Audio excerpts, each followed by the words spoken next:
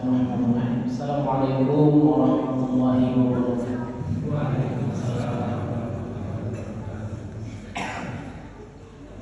Kok jawab salam dan ketemu saya? Ini tadi pada maghrib overload nomor ini. Coba kita cek sambil. Assalamualaikum warahmatullahi wabarakatuh.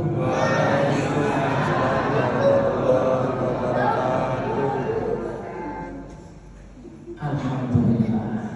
Tidak perlu diulangi lagi nih. Bapak Ibu mau tidak ikut Nabi cara bersyukurnya? Mau. Kok yang jawab dua orang? Mau tidak Bapak Ibu ikut Nabi cara bersyukurnya? Mau tidak? Baik, saya kasih tahu ya. Cara bersyukur Nabi itu ada misal dalam riwayat dari Aisyah.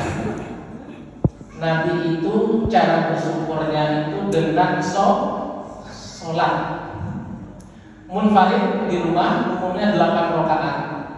Tapi rakaat pertama bacanya dari Al-Baqarah sampai An-Nisa, Bapak Ibu, surat pendeknya. Kurang jelas? Ya.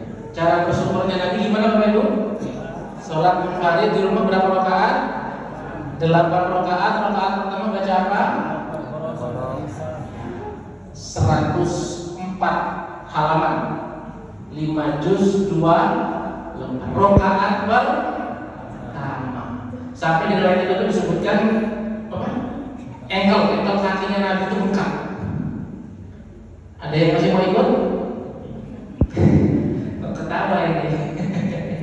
Oke, untungnya Bapak Ibu sekalian, untungnya kita disyariatkan cukup mengucapkan kalimat tahmid alhamdulillah.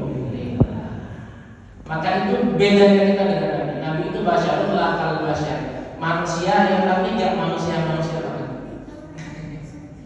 Yang manusia tapi tidak manusia. Masih tentang sholat Bapak Ibu sekalian, kita sedang melaksanakan sholat sunnah tarawih. Ya, sholat lain kalau bahasa Nabi. Jadi di malam hari itu ada dua jenis sholat. Yang dinamakan sholat lain itu sholat sebelum tidur, sama sholat tahajud setelah tidur. Ada dua riwayatnya Bapak Ibu. Dari Aisyah yang tadi kita sebutkan 8 rakaat, dari Umar bin Khattab 20 rakaat, Imam Malik bin Anas 36 rakaat, Imam Ahmad bin Hanbal 200 rakaat. Bapak Ibu mau yang mana? Kalau kita biasanya memang rancangnya kita itu terlalu kreatif nih Bapak Ibu. Coba lihat motor dari Jepang masuk ke Indonesia mulus, dan di sini jadi kayak gimana? Tingginya dipoin-poinin lagi, umbannya dikecilin lagi ya. Itu memang terlalu kreatif seperti ini.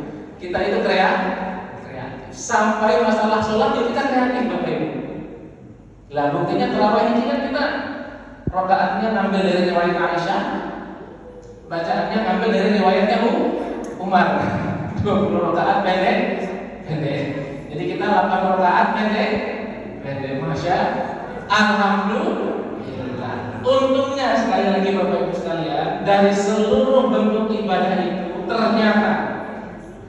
ternyata yang Allah nilai itu bukan gerakan fisiknya. Yang Allah nilai itu bukan gaya-gayaan banyakan rakaatnya. Tapi yang Allah nilai itu adalah keikhlasan dalam menjalankan ibadahnya. Maka ada sebagian orang dalam Quran itu disebut sebagai mukhlishina lahul din. Orang-orang yang memang ikhlas dalam beribadah.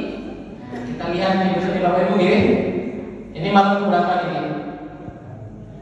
Kita coba hitung ya berapa baris nih. Nanti kita lihat malam ke-28. Kenapa malam ke-27 deh? Gak apa deh. Apakah ada kemajuan atau kemunduran soalnya gitu kan? Karena puncak dari peribadatan itu Bapak Ibu sekalian adalah keikhlasan. Digambarkan kurang lebih kayak surat Al-Ikhlas gitu Bapak Ibu. Surat Al-Baqarah ada nggak kalimat Baqarahnya di dalamnya? Ada. cerita tentang Bani Israel yang diperintahkan oleh Nabi Musa untuk menyembelih sapi betina. Ali Imran ada nggak bunyi Ali Imrannya? Ada cerita tentang keluarga Imran yang kemudian punya anak perempuan yang dititip di pamannya namanya Zakaria. Cerita tentang Anisa ada nggak dalam surat Anisa? Ada tentang wanita 7 golongan wanita yang dilarang untuk dinikah. Coba Bapak Ibu cari Al-Ikhlas, ada nggak Al-Ikhlasnya?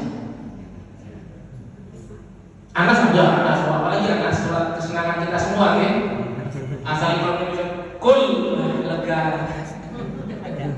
Begitu mau baca Alif Lam Mim, yang belakang TBC semua. Iya, Al-Ikhlas itu coba. Qul huwallahu ahad.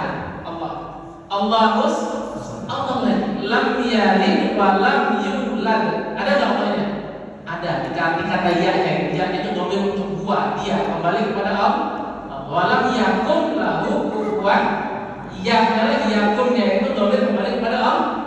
Semuanya isinya Allah sampai kata ikhlasnya saja enggak ada. Kata ikhlas tidak ada. Adanya Allah. Nah, pertanyaannya ini terakhir. Nah, menurut Bapak ini berapa menit ya? Nah, saya ngomong-ngomong gini harus. Oh iya, nah ini harus didengar.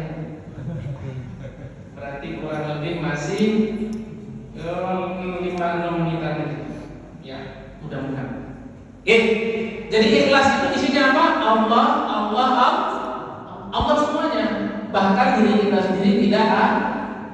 Pertanyaannya sekarang, kira-kira gimana bentuk ikhlas dalam ibadah itu? Paling mudah kita temukan misal dalam riwayat Umar bin Khattab. Gampangannya kita cari di hadis kedua di kitab Al-Arba'in. Kalau mau lebih sulit, saya rekomendasikan di Sahih Muslim Mukadimah hadis ke-8. Monggo, mau cari yang mana? Cari di bahu. Paling mudah. Buka HP selesai gitu. Nah, apa bunyi hadis itu? Hadis itu bercerita tentang Jibril yang datang kepada Nabi untuk mengajarkan agama mengajarkan menjadi seorang yang mukhlisin. Apa standarnya? 3. Yang pertama adalah ritual. Dalam teks hadis tadi orang itu bertanya, Muhammad akhirnya ada Islam.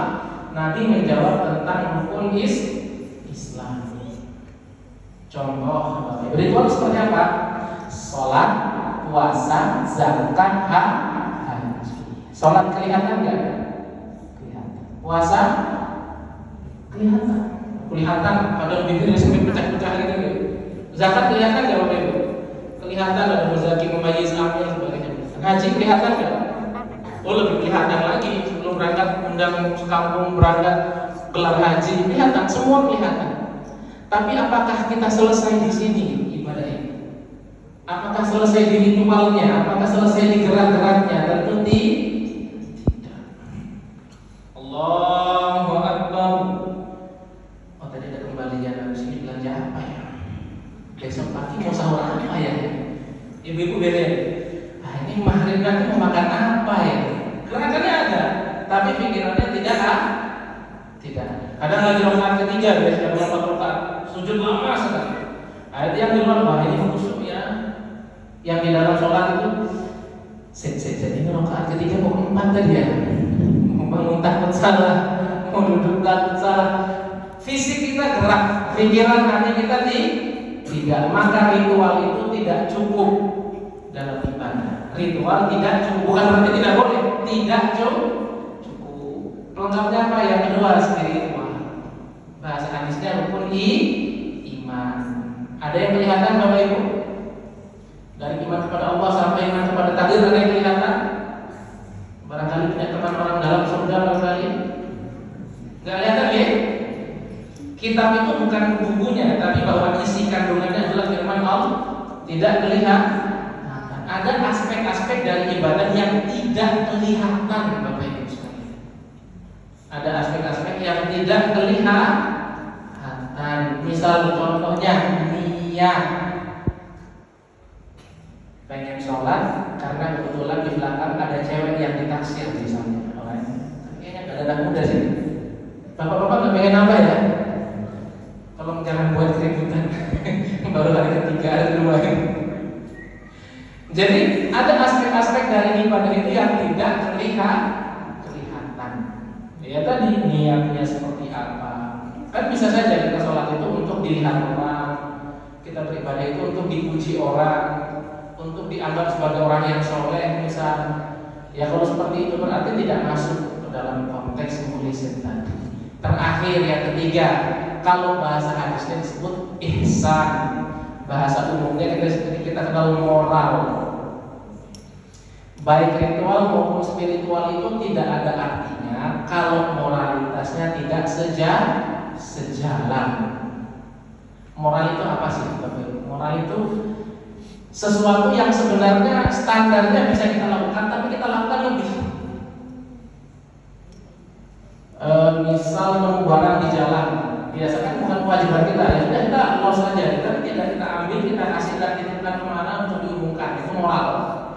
Ada aspek-aspek kebaikan, ada aspek-aspek yang dalam tanda kutip ziyadatul khair. Kita mengusahakan kebaikan yang lebih. Kalau misalnya kita umumnya sholat itu untuk sekedar gerakannya, maka saat itu kita sholat benar-benar mengharap perjumpaan dengan Allah. Misalnya biasanya kita puasa ya sekedar nahan lapar haus, tapi itu benar-benar jaga lisan, jaga pandangan, itu disebut moralitas dalam ibadah. Nah, tiga-tiganya ini harus seiring sejalan ya menjadi mukhlisin. Kalau cuma ritualnya saja ya berarti tadi gerakannya seperti ini, otaknya kemana, hatinya kemana? Wallahu a'lamu bishawab. Korting 1 menit gitu. Mudah-mudahan kita dalam kesempatan Ramadan kali ini bisa memaksimalkan. Jadi Bapak Ibu sekalian, kata Ramadan itu dari asal kata Ramadan, Ar-Ramadan atau Ar-Ramin, artinya panas yang pedengem. Apa itu pedengem? Panas banget gitu. Panas banget yang sampai-sampai bisa membakar apa-apa yang ada di sekitarnya. Bahkan Imam Al-Qurtubi dalam tafsirnya menafsirkan kata Ramadan itu innama yusamma Ramadan li'annahu yurmidul quluba. Dia dinamakan Ramadan itu karena dia dapat membakar dosa. Dengan di hari lain ngaji alif lam mim hitung 1 huruf. Di Ramadan alif lam mim hitung 30 huruf. Alif 1, lam 1, mim 1 kali 10. Salat sunnah seakan-akan salat wajib. Siangnya puasa, malamnya tarawih, tengah malamnya tahajud, itu kan luar biasa. Andai kata Ramadan ini lewat tapi dosa kita tidak habis, tidak hilang, itu sangat sungguh terlalu. Sangat sungguh. Masalahnya gini Bapak Ibu, tidak ada jaminan bagi kita untuk ketemu Ramadan tahun depan. Mati kan bukan tentang umur ya, mati bukan tentang sakit. Yang muda yang mati, yang sehat yang mati. Jadi tidak ada jaminan. Ya kecuali tadi ini orang dalam. Jadi tahu kabarnya gitu. Insya Allah kayaknya sih kalau kita punya orang dalam ya, nggak kenal malaikat ya. Insya Allah. Maka yang bisa kita lakukan adalah fastabiqul khairat. Berlomba dalam kebaikan. Allahu a'lam bishawab. Aktafi bihadza, astagfirullah wa lakum. Alhamdulillah wa la takunanna minal mumtarin. Assalamualaikum warahmatullahi wabarakatuh.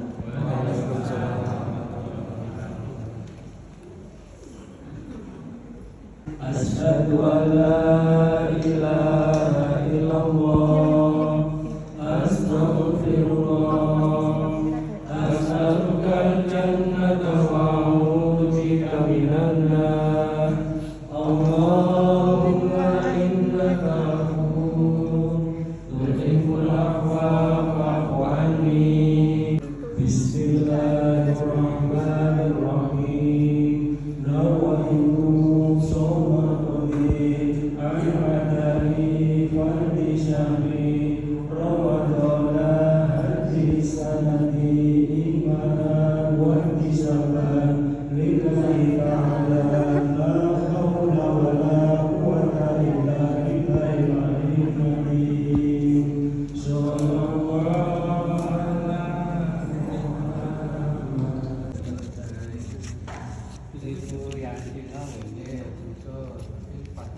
Miss Helger